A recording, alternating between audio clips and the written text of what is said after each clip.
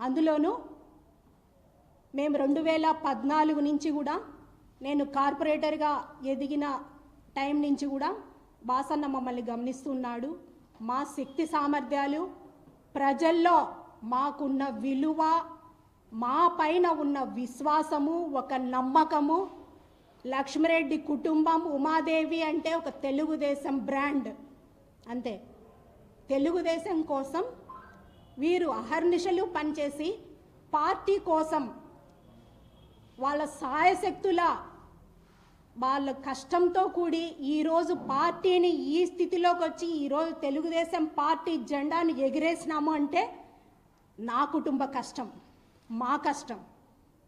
ఆ శక్తి సామర్థ్యాలు ఏందో కూడా వాళ్ళకి తెలుసు.